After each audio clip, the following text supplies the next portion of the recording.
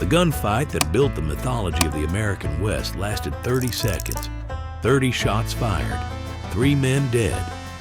And by the second exchange, every man pulling a trigger was shooting at shapes in a wall of black powder smoke, aiming at silhouettes they could barely see. That is the OK Corral, not the Hollywood version, the documented one. And it was the rule, not the exception. What actually happened on the frontier, documented in court records, eyewitness accounts, and newspaper dispatches, was messier, uglier, and far more human than any screenplay dared to show. Here's what the history actually says. Let's start with the men history remembers as the deadliest. Wild Bill Hickok.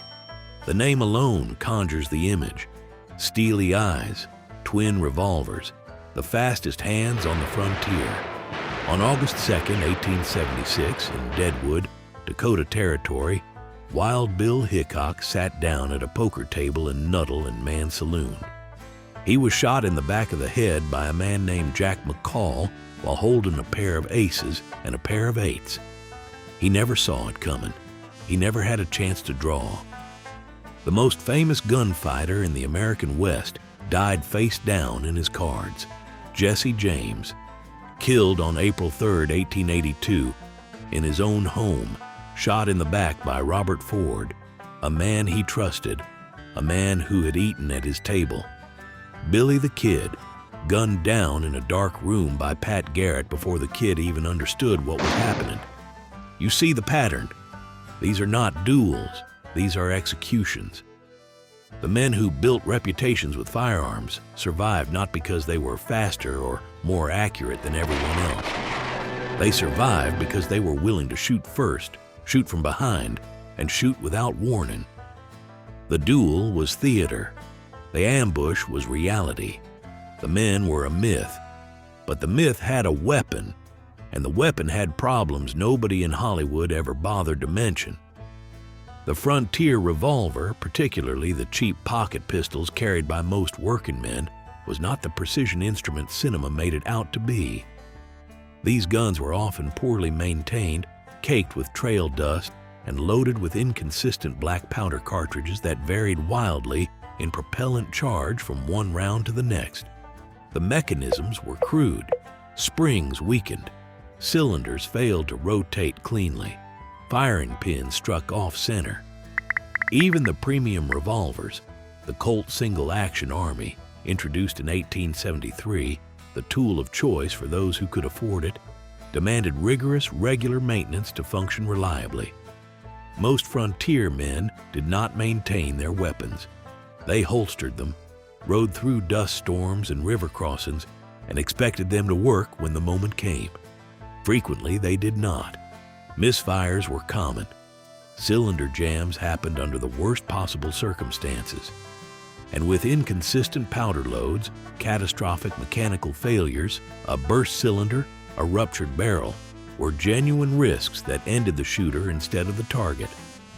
Here is something that even dedicated history enthusiasts often miss. The professionals on the frontier, the lawmen, the experienced gamblers who lived by their iron, frequently preferred lighter, lower-caliber weapons over the large-bore hand cannons popular culture glorifies. The .36 caliber Navy Colt was a genuine favorite among men who understood what a gunfight actually demanded. The reason was simple. Heavy-caliber revolvers generated brutal, wrist-twisting recoil. Under the stress of a real confrontation, controlling a second or third shot from a .44 or .45 while your hands were shaking and your vision was tunneling was, for most men, nearly impossible. The professionals chose controllability over stopping power. The legends chose the guns that looked most impressive, but even a well-maintained weapon in experienced hands faced something no amount of skill could fix: black powder smoke. Every single cartridge fired from a frontier revolver produced an immediate dense cloud of white-gray smoke. Not a wisp, a cloud. The gunfight at the OK Corral on October 26, 1881, lasted approximately 30 seconds. In those 30 seconds, approximately 30 shots were fired. Within the first exchange, Eyewitnesses on Fremont Street described the combatants disappearing almost entirely behind a wall of smoke. Virgil Earp, Morgan Earp, Doc Holliday, and Wyatt Earp were firing at shapes in a fog.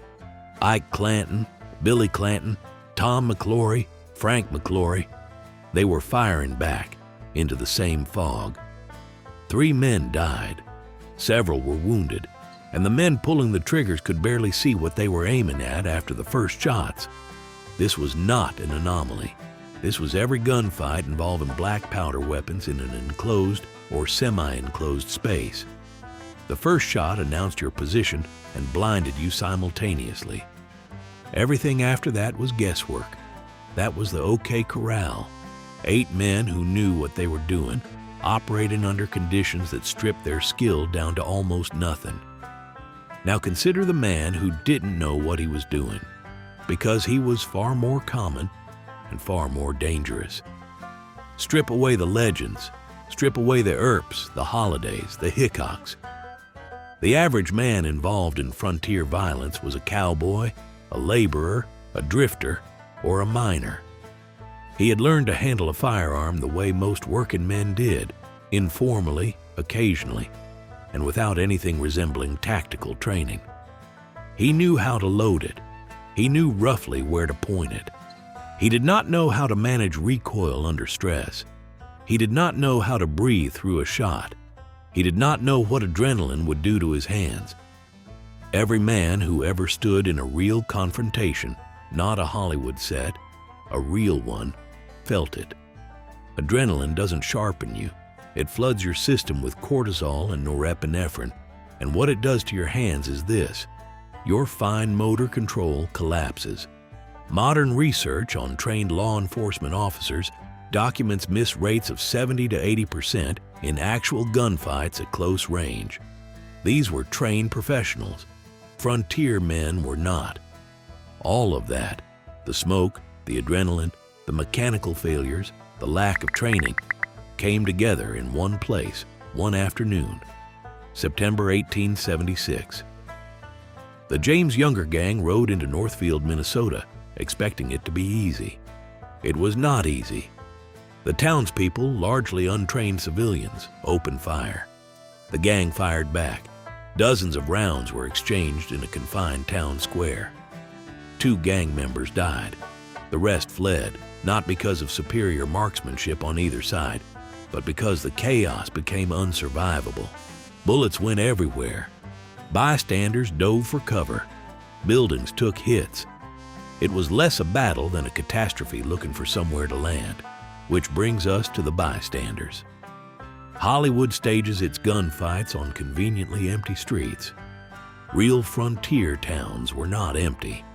Tombstone in 1881 was a busy, functioning city. Fremont Street on the afternoon of October 26th had foot traffic, horses, and businesses operating. When shots were fired in a real frontier town, lead did not politely avoid uninvolved parties. It found walls, windows, horses, and people who had nothing to do with whatever quarrel had gone sideways outside the saloon. Tombstone City Council had passed ordinances requiring visitors to surrender their firearms upon entering town. This was not a precaution against feared duels between professionals. It was a response to the constant reality of drunk, untrained men firing weapons in close proximity to a civilian population and hitting things they never intended to hit. Here's the number that brings all of it into focus. Wyatt Earp's confirmed kill count across his entire career as a lawman, approximately 1. Not 1 per year, 1 total. At the OK Corral, Doc Holliday, the consumptive gambler turned gunfighter who haunts the imagination of every Western fan, had confirmed kills that historians estimate between 1 and 3, spread across a lifetime. Pat Garrett, who became nationally famous for killing Billy the Kid, spent most of his post-kid years working as a tax collector and struggling rancher. The men the frontier mythologized as death incarnate were, by any objective measure, not particularly prolific killers. Here is the piece of the frontier that the legends understood better than anyone. You did not have to be dangerous if you were believed to be. A reputation, properly maintained, meant most men would walk away before testing it. The fastest draw was the one nobody ever called. So the men history remembers as killers, Hickok, Earp, Holliday, they cultivated their image with care, let the dime novelists do the rest, and did everything they could to avoid a situation where the chaotic, smoke-blind truth would have to prove itself. The myth was the weapon. The gun was almost secondary. The Wild West was genuinely dangerous. That part is true.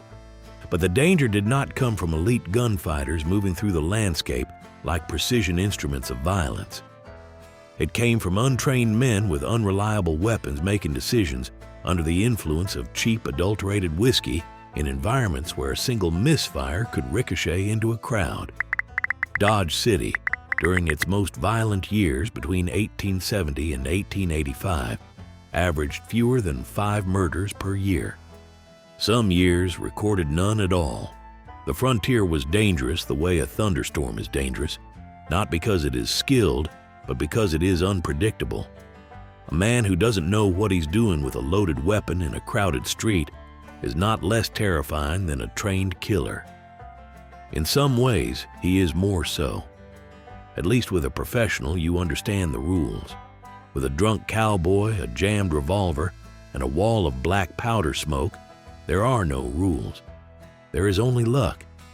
If that's the kind of history you're here for, documented, specific, and unwilling to clean up what actually happened, subscribe to Frontier Files. It's how we keep digging.